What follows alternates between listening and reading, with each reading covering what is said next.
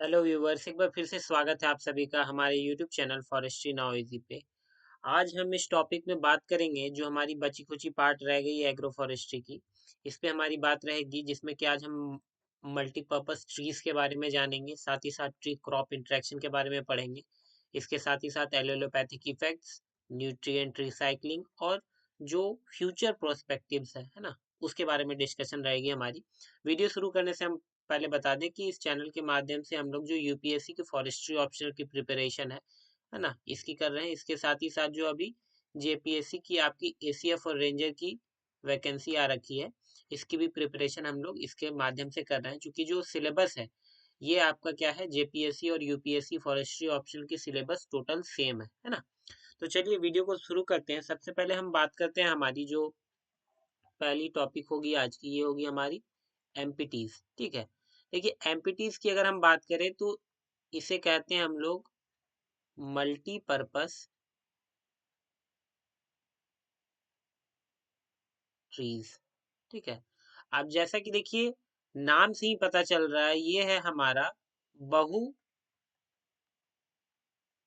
उद्देशीय वृक्ष, है ना। दैट मीन्स कि क्या कि ऐसा ट्रीज जिसे कि हम एक से कई अधिक उत्पाद लेते हैं, है ना।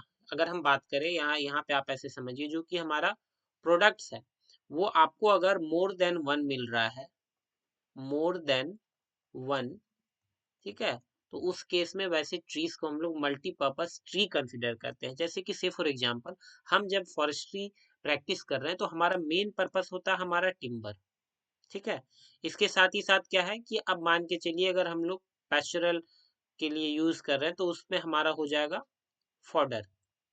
इसके साथ ही साथ फ्यूल वुड भी एक हो जाती है हमारी, है ना, जलावन के लिए। इसके साथ ही साथ आप ले लो मेडिसिन के लिए, मेडिसिनल पर्पस जो हो गया वो हो गया, है ना। तो इसके साथ आप ले लीजिए फ्रूट्स हो गया, है ना, कई बार फ्लावर्स हो जाते हैं। तो ये सभी चीजें हैं, है ना, ये हो गई हमारी। इसको हम लोग क्लासिफाई और कैटेगराइज करते हैं टेंजिबल बेनिफिट्स, मान लीजिए, है ना, टेंजिबल बेनिफिट्स। और इसके अलावा और होती है जैसे कि क्लाइमेट मिटिगेशन। ठीक है, मान लीजिए आपको सॉइल इरोजन को प्रिवेंट करना है ना, प्रिवेंशन ऑफ सॉइल इरोजन, है ना। ये आप सॉइल हेल्थ को आप क्या कर रहे हो, इनहेंस करना चाहते हो, है ना, सॉइल हेल्थ को इनहेंस करना चाह रहे हो। तो ये सभी जितने पर्पस आ जाते हैं ये आ जाते हैं हमारे अनटेंजिबल बेनिफिट्स में आ जाते हैं, है ना। अब देखिए बेसिक डिफरेंस क्या होता है टेंजिबल और अनटेंजिबल बेनिफिट्स जो होते हैं। टेंजिबल बेनिफिट्स होता है जिससे कि आपको डायरेक्ट बेनिफिट मिल रहा है। टिम्बर आपने प्रोड्यूस करा, आप उसको क्या करोगे, मार्केट में बेचोगे, उससे आपको क्या मिलेगी, मार्केट वैल्यू मिलेगी। फॉडर है, आपने क्या करा, आप जो फॉडर है आपने उसको एनिमल्स वगैरह को फीड करवाया, और क्या है वो उसने, अगर मान लीजिए आप दूध के लिए यूज करो मिल्क वगैरह, तो उससे प्रोडक्शन वो आपको पैसा मिलेगा। फ्यूल वुड क्या है, आपने क्या करा कि फ्यूल वुड का डायरेक्ट यूटिलाइजेशन किया, कंजम्पशन किया। मेडिसिनल पर्पस फ्रूट्स फ्लावर्स ये सभी आपके डायरेक्ट यूज के लिए। बट इनडायरेक्ट यूज जो है क्लाइमेट मिटिगेशन, है ना, जैसे कि आपकी हो गई कार्बन सिक्वेस्ट्रेशन। ठीक है, कार्बन सिक्वेस्ट्रेशन क्या होता है, हमने बताया था कि कार्बन को हम लोग क्या कर लेते हैं, स्टोर कर लेते हैं एटमोस्फेयर में, है ना। जैसे कि हम लोग बनाते हैं कार्बन सिंक्स। कार्बन सिंक्स क्या है, तो कार्बन सिंक्स आप समझ लीजिए फॉरेस्ट हो गए, है ना, ट्रीज वगैरह हो गई। सिंपल हम लोग क्या करते हैं कि एटमोस्फेयर में जो एक्सेसिव कार्बन का परसेंटेज है उसको हम लोग क्या करते हैं, in the form of forest trees हम क्या करते हैं, उसको स्टोर कर लेते हैं, है ना। इसी को हम लोग बोलते हैं carbon sink, storage of carbon in the atmosphere. ठीक है, ये आपकी कार्बन सिक्वेस्ट्रेशन है। इसी के साथ क्लाइमेट मिटिगेशन है ना, इन सभी चीज को, सॉइल हेल्थ इंप्रूवमेंट, ये सभी चीजों की इनडायरेक्ट बेनिफिट्स है ना, जो कि हम लोगों को मिलता है, इसको हम लोग कैटेगराइज करते हैं अनटेंजिबल बेनिफिट्स में। ठीक है, इतना क्लियर।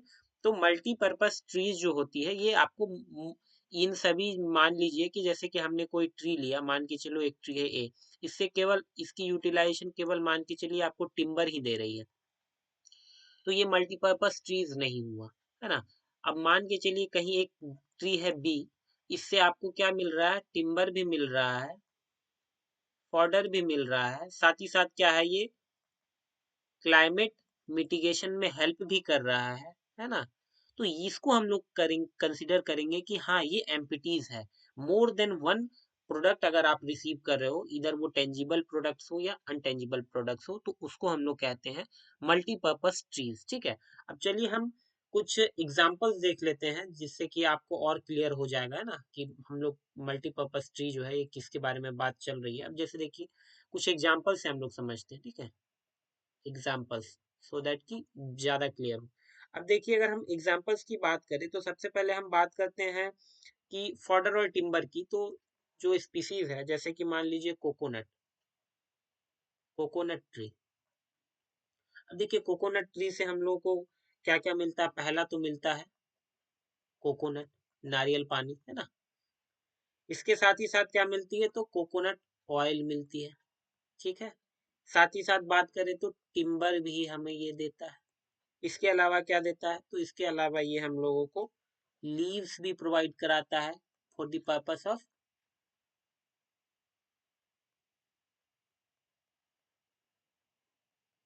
हैचिंग पर्पस के लिए लीव्स प्रोवाइड कराता है। तो मोर देन वन प्रोडक्ट यहाँ हम लोगों को मिल रहा है, तो ये क्या हो जाएगा, हमारा मल्टीपर्पज ट्री में आएगा। इसी के तरह हम बात करें तो हमारी हो गई मैंगो ट्री।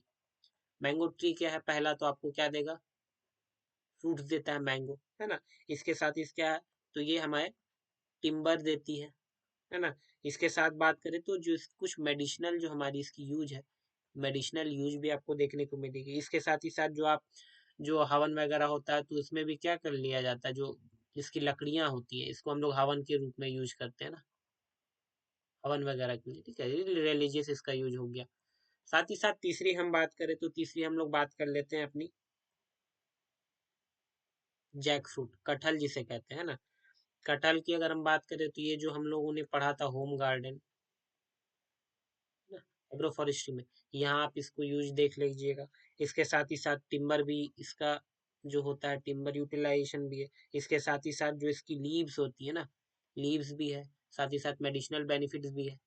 इसके अलावा हम बात करें तो नीम ट्री, है ना। नीम की तो जितनी बात करें ये उतनी कम है, इससे आपको मेडिसिन मिलती है ना। लीव्स हो गए, है ना, एंटी बैक्टीरियल जो ये वर्क करता है। इसके साथ ही साथ आपके फ्रूट्स जो होते हैं ना, इसके साथ टिम्बर भी आपको इसकी मिलती है। अगली हम बात करते हैं, आप अगली बात कर लीजिए, जैसे हमारी हो गई यूके लिप्टस, ठीक है। इसके साथ ही साथ बैम्बू हो गई, ठीक है, बैम्बू का जो क्राफ्ट्स वगैरह हो गया ना, क्राफ्ट्स हो गया। बेसिकली जो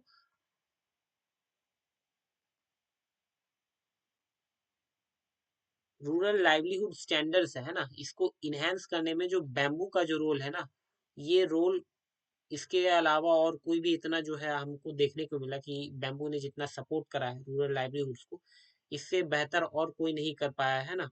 तो ये आप देख लीजिए। तो इस तरह कुछ है हमारी जो आपकी मल्टीपर्पज ट्री स्पीसीज है ना। तो ये वाला क्लियर हो गया हम लोगों का, है ना। तो ये पार्ट जो है इसको हम लोगों कंप्लीट कर लिया। अब हम बात करते हैं ट्री क्रॉप इंटरेक्शन की। तो चलिए बात करते हैं ट्री क्रॉप इंटरेक्शन की, है ना, दूसरी टॉपिक जो हमारी।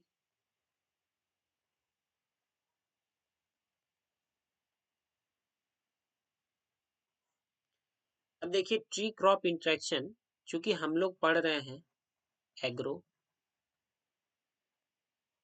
फॉरेस्ट्री, यहाँ पे दो पार्ट है, एक तो हमारा एग्रीकल्चरल क्रॉप वाला पार्ट हो गया और दूसरा हो गया हम लोग का ट्री वाला पार्ट। अब देखिए जब एक लैंड पे हमने, ठीक है, एक लैंड पे हमने लगाया है, एक आपके पास है ट्री, ठीक है, डायग्राम से थोड़ा अच्छा बेहतर आप समझ पाओगे। दूसरा है हमारा एक क्रॉप, ठीक है। अब क्या करना है हम लोगों को यहाँ पे, जब एक ही लैंड पे ट्री भी है क्रॉप भी है, तो कहीं ना कहीं आपस में इंटरेक्शन होगा ही होगा। जैसे आप ऐसे समझ लीजिए, एक बेंच है क्लासरूम में और दो स्टूडेंट है, मान लीजिए आप यहाँ बैठे हो, ये आपका दोस्त है। तो इन केस क्या है कि आप अ, जो स्टडी आवर है, मान के चलिए आपने कुछ भूल गया, या मान के चलो आपकी जो पेंसिल्स हैं वो आपने घर में छोड़ दिया। तो क्या है, अगर आपके दोस्त के पास डबल पेंसिल होता है तो आप क्या करते हो कि इससे मांग लेते हो कि भाई दे दे तू, मेरे पास आज मैंने घर में छोड़ दिया। तो आपस में एक इंटरेक्शन होते रहता है ना, इधर इन द फॉर्म ऑफ बातचीत और रिसोर्स के फॉर्म में अगर लेन देन है ना। तो ये सभी, तो इसी तरह क्या है, यहाँ पे जो फील्ड है, यहाँ पे भी ट्री क्रॉप इंटरेक्शन हम लोगों को देखने को मिलता है। अब कैसे देखने को मिलता है, तो ये देखिए, सबसे पहली तो क्या है, यहाँ इंटरेक्शन होगी रिसोर्स को लेके। रिसोर्स क्या क्या आ जाएंगी, सनलाइट आ जाएंगी, ठीक है, वाटर आ जाएंगी, न्यूट्रिएंट्स आ जाएंगी, ठीक है। क्योंकि क्राउन ट्री का ज्यादा बड़ा है तो ये ऐसा चांसेस बन सकता है कि ये क्या करे कि सनलाइट को हिंडर करे क्रॉप तक पहुंचने में। तो पहली कंपटीशन आपको इंटरेक्शन जो है यहाँ देखने को मिल जाती है। दूसरी क्या है कि इसका जो रूट सिस्टम होता है काफी ज्यादा डीप होता है, तो कई बार ऐसा देखा गया है कि क्या जो न्यूट्रिएंट्स वगैरह है ये ज्यादा एब्जॉर्ब कर लेता है, इसको परेशानी आती है ना। और वाटर के केस में भी ये देखा गया।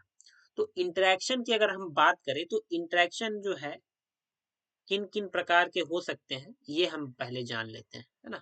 इसके बाद हम और डिटेल में बात करेंगे। देखिए इंटरेक्शन किन किन प्रकार के हो सकते हैं। तो सबसे पहला तो इंटरेक्शन ऐसा हो सकता है कि जिसमें जो हमारा ट्री है, मैं यहाँ नेगेटिव से डिनोट कर रहा हूँ कि इसको क्या है, थोड़ा मोड़ा कंपटीशन फेस करने को मिल रहा है और नुकसान हो रहा है, ठीक है। पहला केस में क्या है कि ट्री को भी नुकसान हो और जो क्रॉप है उसको भी नुकसान हो, ऐसा इंटरेक्शन आपको देखने को मिल सकता है। दूसरा क्या है कि जो क्रॉप है उसको कुछ बेनिफिट मिले और ट्री को क्या है, देखो कि इसको आपको नुकसान देखने को मिले। ऐसा भी इंटरेक्शन हो सकता है कि क्रॉप और ट्री किन्हीं को भी नुकसान झेलना ना पड़ रहा हो। और चौथा ऐसा हो सकता है कि क्या है कि दोनों जो है हमारी ट्री भी हैं, ये भी अच्छा ग्रो कर रहे हैं, और जो क्रॉप है ये भी अच्छा ग्रो कर रहे हैं। तो इन चार कंडीशंस को हम लोग समझ सकते हैं कि ट्री क्रॉप इंटरेक्शन में क्या है कि या तो ट्री क्रॉप दोनों को नुकसान झेलना पड़ रहा है। ये कब होगा, तो ये जब आपस में कंपटीशन बढ़ रही है, कंपटीशन वाली सिचुएशन आ गई, तो क्या है, ये भी अपने आप को बेहतर करने के लिए compete करेगा, ये भी अपने आप को बेहतर करने के लिए compete करेगा। वो एक है ना हम लोगों की एक famous saying, survival for the fittest, जो सबसे ज्यादा फिट होगा वो अपने आप को सर्वाइव करके रखेगा। दूसरे केस में क्या है कि क्रॉप जो है इसको बेनिफिट्स मिल रही है ट्री से। अब बेनिफिट कैसे मिल सकती है, अब जैसे मान के चलिए ऐसा एरिया है जहाँ पे कि जो फ्रॉस्ट है हमारा, फ्रॉस्ट, ठीक है, पाला वगैरह जो है ये काफी ज्यादा कॉमन है। तो इस केस में क्या है, अगर ट्रीज हैं तो वो क्या करेंगे, एक तरह से उसको शेल्टर प्रोवाइड करेंगे, जिससे कि क्या है, क्रॉप को हम लोगों को क्या होगा, जो क्रॉप है उसको बेनिफिट्स पहुंचेगा, वो जो हार्मफुल इफेक्ट्स है फ्रॉस्ट के वो झेलना नहीं पड़ेगा, है ना। बट ट्री जो है ये क्या है, ये यहाँ पे इसको क्या होगा कि थोड़ा मोड़ा नुकसान इसीलिए होगा क्योंकि क्या है, कंपटीशन एक तरह से उसको रूट कंपटीशन देखने को मिलता है ना, ये हो जाएगी। इसी के साथ हम बात करें अगर कि क्रॉप और ट्री दोनों को कोई नुकसान नहीं पहुंच रहा, ठीक है, अगर मान के चलिए अच्छी खासी हम लोगों ने स्पेसिंग दे रखी है, प्रॉपर क्राउन मैनिपुलेशन किया जा रहा है, तो दोनों आपस में क्या होंगे, दोनों को एक दूसरे से कोई मतलब नहीं होगा, ये लोग अपने सेपरेट जो है ये ग्रो करेंगे।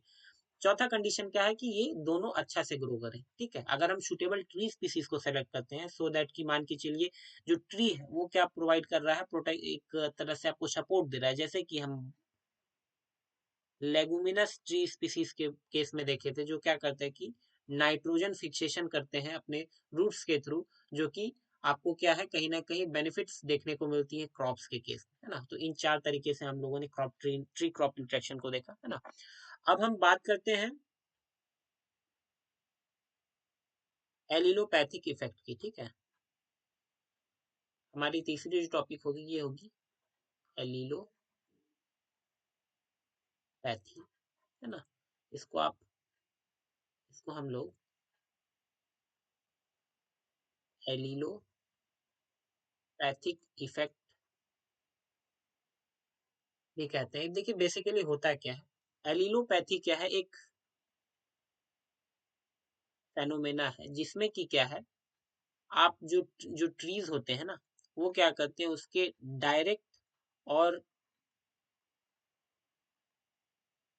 इनडायरेक्ट आपको क्या है इफेक्ट देखने को मिलते हैं, है ना।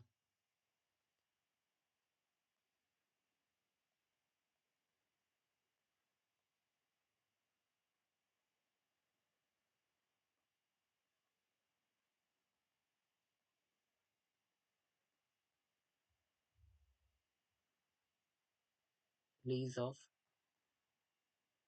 सेकेंडरी मेटाबोलाइट्स, और आप सिंपल इसे केमिकल्स भी लिख सकते हो, है ना।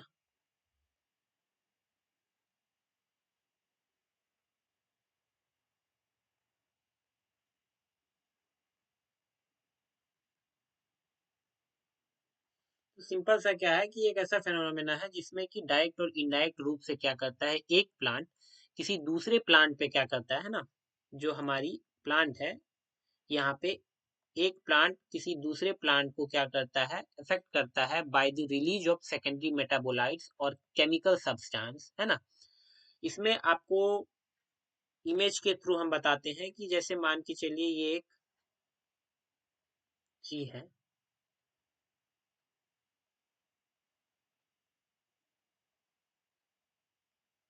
यूकेलिप्टस की, ठीक है, ये हमने ट्री बना दी, ये आपकी मान लीजिए ये यूकेलिप्टस की ट्री है,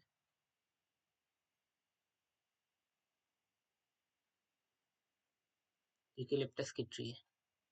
अब देखिए यूकेलिप्टस के केस में, है ना, क्या देखा गया है कि यूकेलिप्टस के केस में जो होती है, इसकी जो लीव्स होती हैं, लीव्स, ठीक है, जब ये फॉल करती हैं तो एक पर्टिकुलर रेंज पे जितने में इसके जो लीव्स है ना, ये सराउंडिंग एरिया में जो गिरते हैं, इसमें क्या होता है, लीव से केमिकल रिलीज होता है ना, केमिकल्स रिलीज होता है, इसे हम लोग इसकी सेकेंडरी मेटाबोलाइट्स कहते हैं, है ना। ये क्या करती हैं कि एक ऐसा इफेक्ट ये शो करती हैं जिससे कि क्या है, इसके आसपास जितने भी मान लीजिए जो प्लांट्स वगैरह होने वाले होते हैं ना, इनको क्या करता है, ये मार देता है, ठीक है। तो ये इफेक्ट को ही हम लोग एलिलोपैथिक इफेक्ट कहते हैं, है ना। बेसिकली ये इफेक्ट की अगर हम और बात करें तो ये जैसे आपको जगलेंस रीजिया में, जगलेंस रीजिया में भी देखने को मिल जाती है ना, जिसे, और जगलेंस रीजिया को हम लोग कॉमनली अखरोट कहते हैं, है ना। तो जगलेंस रीजिया में देखने को मिलता है, यूकलिप्टस में भी देखने को मिलता है ना। और बेसिकली इसकी अगर हम टाइप्स की बात करें एलिलोपैथिक की, तो ये एक तो होता है ऑटोजेनिक और दूसरी होती है एलोजेनिक, ठीक है। अब इसको नाम से समझिए, ऑटो दैट मीन्स कि क्या, अगर ये ट्री स्पीसीज है, मान के चलिए ये यूकलिप्टस की ट्री है और यहाँ पे मान लीजिए आपके कुछ दूसरे ट्रीज स्पीसीज हो रहे हैं, डलबजिया सीसो हो रहा है, या फिर बकेन हो रहा है, नीम हो रहा है ना। और इस टाइम पीरियड पे एलिलोपैथिक ये इफेक्ट शो करता है कि इसके लीफ लिटर गिरते हैं, सेकेंडरी मेटाबोलाइट रिलीज होता है केमिकल, जो कि क्या करते हैं, इन सभी को किल कर देते हैं, जर्मिनेट नहीं होने देते हैं, है ना, फर्दर बड़ा नहीं होने देते। तो ऐसे केस में हम लोग कहते हैं ये एलोजेनिक एलिलोपैथिक इफेक्ट, दैट मीन्स कि क्या, ये एक स्पीसीज क्या है दूसरे स्पीसीज पे वो क्या कर रही है, अपना हार्मफुल इफेक्ट दिखा रही है। बट ऑटोजेनिक क्या होगी कि मान के चलिए ये भी इक्विलिप्टस है और यहाँ पे भी इक्विलिप्टस के सीडलिंग्स को ये ग्रो नहीं होने दे रहा है, तो ये होगा ऑटोजेनिक, दैट मीन्स कि क्या, सेम स्पीसीज के जो प्लांट्स हैं उनमें ही ये इफेक्ट शो हो रहा है, तो इसको हम लोग कहेंगे ऑटोजेनिक एलिलोपैथिक इफेक्ट, ठीक है। क्लियर हो गया। चलिए अब हमारी जो बच गई टॉपिक है ना, एलिनोपैथिक हमने इफेक्ट देख लिया, ट्री क्रॉप इंटरेक्शन देख लिया, अब हम बात कर लेते हैं न्यूट्रिएंट रिसाइकलिंग की और इसके कुछ फ्यूचर प्रोस्पेक्ट्स की, ठीक है। अब देखिए न्यूट्रिएंट रिसाइकलिंग में हम बात करें तो सबसे पहले देखिए जो 3 तरह के सिस्टम हम लोगों ने पढ़ा, पहली फॉरेस्ट्री सिस्टम, दूसरा एग्रीकल्चरल सिस्टम, और तीसरा जो हम लोगों ने पढ़ा एग्रो फॉरेस्ट्री सिस्टम। देखिए यहाँ जिस टॉपिक पे हम बात कर रहे हैं, यहाँ से आपकी एक एमसीक्यू एमसीक्यू क्वेश्चन बन जाएगी, ठीक है। देखिए जो फॉरेस्ट्री सिस्टम होता है ना, इसे हम लोग कहते हैं closed system in terms of nutrient recycling. Agriculture system को हम लोग ओपन, है ना, ओपन और लीकी सिस्टम भी कहते हैं, और जो एग्रो फॉरेस्ट्री सिस्टम है इसे हम लोग कहते हैं क्लोज्ड, ओपन क्लोज सिस्टम भी आप कह सकते हो, लिख सकते हो ओपन क्लोज या क्लोज ओपन सिस्टम। ठीक है, मतलब क्या है, इसको समझने के लिए मैं आपके सामने एक डायग्राम बनाता हूँ, है ना। ये है हमारा एक ट्री, ठीक है, इसके रूट्स हैं, और ये है हमारा एक क्रॉप, ठीक है, इसके रूट्स। अब देखिए होता क्या है बेसिकली यहाँ पे, कि जब आप इरिगेशन करते हो, रेनफॉल होती है, ठीक है, इरिगेशन क्या होती है, जब इरिगेशन आप करते हो तो यहाँ पे आपको क्या होता है, परकोलेशन के थ्रू जो न्यूट्रिएंट्स वगैरह होते हैं, आपने जो फर्टिलाइजर केमिकल जितने भी चीज अप्लाई किए होते हो, तो ये क्या होता है, परकोलेशन के थ्रू क्या होता है, ये ग्राउंड वाटर में चला जाता है ना, या काफी ज्यादा डीप चला जाता है। तो यहाँ आपको क्या है कि जो न्यूट्रिएंट्स वगैरह है ये धीरे धीरे क्या हो जाते हैं, लीक होने लगते हैं। मतलब कि जो भी आपने न्यूट्रिएंट्स वगैरह है, मिनरल्स वगैरह है, वो क्या होता है कि एक इसका जो रेंज है ना, लीक का मतलब ये नहीं कि वो बिल्कुल एग्जॉस्ट हो जाता है, गलत बात है। जो रेंज है रूट्स का, ठीक है, अब आप ही समझिए कि ये आप एक इंसान हो और आपके जो हैंड्स जो है ना, हैंड्स जितने आप स्ट्रेच कर पा रहे हो उतना ही आप क्या करोगे, सराउंडिंग्स में अगर कुछ सामान वगैरह भी है तो आप उसको क्या करोगे, होल्ड कर पाओगे। अगर सामान मैंने यहाँ रखा है तो आप क्या है, ये आपके रीच के क्या है, बाहर है, आप इसको क्या कर सकते हो, आप इसको बिल्कुल भी नहीं ले सकते हो, है ना। तो सेम इसी तरह की जो रेंज होता है ना, जो रूट का जो एरिया है, ये उतना ही दूर में क्या करेगा, जो न्यूट्रिएंट्स वगैरह है उसको एब्जॉर्ब करता है। इसके रेंज से बाहर चला जाएगा तो क्या है, ये नाकाम हो जाता है उसको क्या करने में, प्रॉपरली एब्जॉर्ब करने में, है ना। तो वही चीज क्या होती है, ये जो सिस्टम है, इसीलिए हम लोग इसे ओपन या लीक सिस्टम कहते हैं, ठीक है। बट ट्रीज के केस में क्या है कि ये क्या करती हैं, जो नीचे जो आपका जो परकोलेटेड जो न्यूट्रिएंट्स वगैरह जो चला जाता है, इसको ये क्या करता है, एब्जॉर्ब कर लेता है, क्योंकि इसका रूट सिस्टम काफी एक्सटेंसिव होता है ना। तो इसीलिए हम लोग फॉरेस्ट्री के केस में बात करते हैं इसे क्लोज सिस्टम, बट एग्रीकल्चर के केस में होता है लीकी। बट अगर हम इन दोनों को कंबाइन कर दें, है ना, एग्रो फॉरेस्ट्री सिस्टम की अगर हम बात करें तो ये हो जाता है closed end leaky system. Close and leaky system, जिसमें कि क्या है, न्यूट्रिएंट रिसाइकलिंग कैसे होता है, मान के चलिए परकुलेशन के थ्रू जो मिनरल्स वगैरह हैं, ये लीक हो गए, है ना। अब ये ट्री क्या करेगा, इसको फिर से क्या करता है, अवेलेबल करा देता है ना। तो न्यूट्रिएंट एक तरह से क्या है, ये रिसाइकल होते रहता है ना, इसी को हम कहते हैं न्यूट्रिएंट रिसाइकलिंग। तो एग्रो फॉरेस्ट्री के केस में जो है न्यूट्रिएंट रिसाइकलिंग आपको काफी ज्यादा अच्छा देखने को मिलता है ना। अब हम बात कर लेते हैं हमारी जो लास्ट वाली जो टॉपिक हम लोगों की बच गई है ना, जो हमारा है फ्यूचर प्रोस्पेक्ट्स के बारे में हम बात कर लेते हैं। तो देखिए जो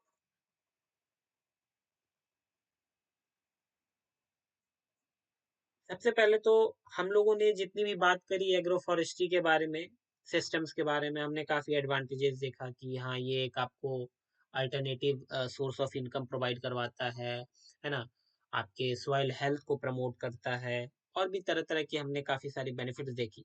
बट क्या रीजन है जो कि एग्रो फॉरेस्ट्री अभी हम लोग जो हमारे देश में जो है इसका अभी भी जो फार्मर्स वगैरह हैं, इसको जो है मैक्सिमम लार्ज स्केल पे जो है इसका फॉलो नहीं कर रहे हैं। तो देखिए कुछ कुछ रीजन है। सबसे पहले क्या है कि हम लोगों को जो पहली तो है कि अवेयरनेस, ठीक है, पहली अगर हम बात करें तो पहली तो हो गई अवेयरनेस जो है ये क्रिएट करनी होगी, है ना। इनके लिए आप जो है हम लोग एनजीओस की हेल्प ले सकते हैं, है ना, कि उनको हम लोग जगह जगह फार्मर्स को क्या करें, अवेयर करें, है ना। दूसरी क्या है कि दूसरी एक प्रॉपर जो है पॉलिसीज वगैरह बनानी चाहिए, है ना, प्रॉपर इंटीग्रेटेड पॉलिसीज होनी चाहिए, है ना, इंसेंटिव्स दिए जाने चाहिए, सब्सिडीज होनी चाहिए, ठीक है, सब्सिडीज दी जानी चाहिए, साथ ही साथ इंसेंटिव्स दिया जाना चाहिए, है ना। इसी के साथ अगर हम बात करें तो इसमें जो है अवेयरनेस के साथ साथ जो ट्रेनिंग वाला पार्ट है, फार्मर्स को प्रॉपर ट्रेनिंग दी जानी चाहिए, है ना। और एक और बात जो सबसे यहाँ पे रिसर्च का पार्ट हो जाता है ना, रिसर्च वाला पार्ट हो जाता है कि यहाँ पे हम लोग को चॉइस ऑफ स्पीसीज और साथ ही साथ जो है एडॉप्शन फॉर डिफरेंट रीजन्स, ठीक है। अब नॉर्थ ईस्ट के लिए कौन सा एग्रो फॉरेस्ट्री बेस्ट होगा, ठीक है, साउथ के लिए कौन सा बेस्ट होना चाहिए, है ना, नॉर्थ वाले रीजन के लिए कौन सा बेस्ट होना चाहिए। तो इस तरह के मॉडल्स जो है ना, मॉडल्स डेवलपमेंट किए जाने चाहिए, साथ ही साथ चॉइस ऑफ स्पीसीज लिया जाना चाहिए। जैसे कि उदाहरण मैं आपको ये बताता हूँ, अगर हम चॉइस ऑफ स्पीसीज की बात करें, है ना, तो जैसे कि मान के चलिए अभी जो एक देहरादून और आप तराई रीजन है ना, या फिर आप उत्तराखंड वाले रीजन में भी आप देख लीजिए, ठीक है, उत्तराखंड वाले रीजन में भी, तो यहाँ पे क्या है, एक बड़ा ही अच्छा एग्रो फॉरेस्ट्री मॉडल हम लोग को देखने को मिलता है तराई वाले बेल्ट में, है ना, जिसमें कि हम लोग वीट और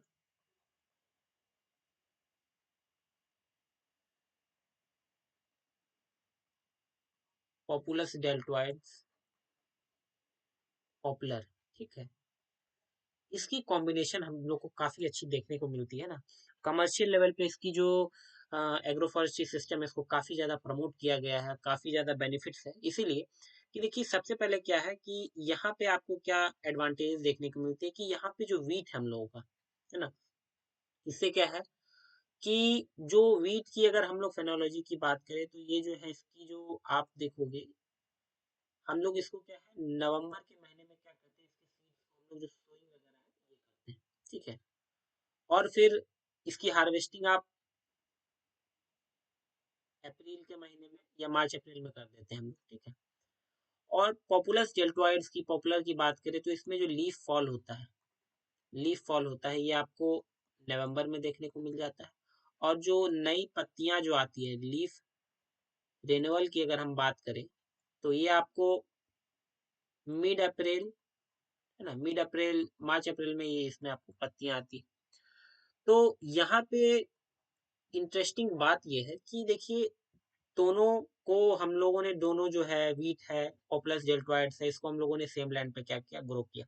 अब देखो क्या है, ग्रो करने का मेन पर्पस क्या था कि जब हम क्या कर रहे हैं कि जब जो है हमारा नवंबर के महीने में लीफ फॉल हो रहा है, किसमें लीफ फॉल हो रहा है, पॉपुलर में, ठीक है, जो हमारा पॉपुलर डेल्टोइड्स है, ठीक है, ये हम बात करें जो पॉपुलर ट्री है, पॉपुलर डेल्टोइड्स है ना, और ये हमारी वीट है। तो जब इस पे लीफ फॉल हो रहा है तो उस टाइम पीरियड पे हम क्या कर रहे हैं, वीट की जो है सोइंग कर रहे हैं। तो इससे बेनिफिट क्या है कि जो आपकी जो सनलाइट वाला जो मुद्दा है, सनलाइट के लिए जो कंपटीशन है, ये क्या है, यहाँ पे तो रहेगा ही नहीं। जिस समय इसमें पत्तियां नहीं है उस समय हम इसकी सोइंग कर रहे हैं, ठीक है, और नए पत्तियां आती हैं कब, इसमें आती हैं आपको अप्रैल में, मिड अप्रैल में मान लीजिए। और उस टाइम पीरियड पे अप्रैल में हम लोग क्या करते हैं, हार्वेस्टिंग करना शुरू कर देते हैं। तो इस तरह का कॉम्बिनेशन जो है यहाँ पे देखा गया है कि काफी ज्यादा बेनिफिशियल रहा है, प्रोडक्शन काफी अच्छा रहा है। इन दोनों में से किसी पे आपको जो है ये कह सकते हो कि दोनों में जो हार्मफुल इफेक्ट्स है ये देखने को नहीं मिले, है ना। इसके साथ ही साथ क्या है कि जो वीट है, इससे क्या है कि आप तो जो एग्रीकल्चर प्रोडक्शन कर ही रहे हो, पॉपुलस डेल्टोइड जो है इसकी जो कमर्शियल वैल्यू है, कमर्शियल जो वैल्यू है इसकी टिम्बर की, ये भी काफी ज्यादा अच्छी देखने को मिलती है। तो ये यहाँ पे क्या है कि जो फार्मर्स का इनकम है, फार्मर्स का इनकम है, ये भी अच्छा बूस्ट हुआ है। लाइवलीहुड जो स्टेटस है ये भी काफी अच्छा आपको देखने को मिली है। तो हम लोगों को क्या है जो प्रॉपर जो है चॉइस होती है ना, चॉइस ऑफ स्पीसीज, इस पे देखने को, इस पे हम लोग को ध्यान देने की जरूरत है फ्यूचर में। और डिफरेंट डिफरेंट मॉडल्स हम लोग को प्रिपेयर करने हैं कि नॉर्थ ईस्ट वाले रीजन में कौन सा बेस्ट होगा, नॉर्थ में कौन सा बेस्ट होगा, साउथ के लिए कौन सा बेस्ट है, वेस्टर्न इंडिया के लिए कौन सा बेस्ट है। तो इन सभी पे हम लोग को बात करने की जरूरत है ना। इसी के साथ हम लोगों की जो एग्रो फॉरेस्ट्री की पूरी जो वीडियोस है ना, ये कंप्लीट हो गई है ना। तो अब जो है इसकी भी जो भी नोट्स वगैरह होंगी है ना, कई बच्चों के मेल्स भी आए थे कि सर नोट्स वगैरह प्रोवाइड करने के लिए। तो ये 2-3 दिन में जो है हम लोग जो जो आपका पेपर 1 का सेक्शन ए और सेक्शन बी है, तो इसमें पेपर 1 का सेक्शन ए का कंप्लीट नोट जो है ये आप लोग के सामने मैं ले आऊंगा है ना। जो ये जो हिंदी में है और इंग्लिश, तो इन दोनों में क्या है कि दोनों का जो प्रॉपर नोट्स है, सेक्शन ए में हिंदी इंग्लिश दोनों में नोट जो है मैं अवेलेबल करा दूंगा है ना। तो ठीक है, बने रहिए, इसके साथ हम जो है अगली टॉपिक को शुरू करेंगे। Thank you and have a nice day.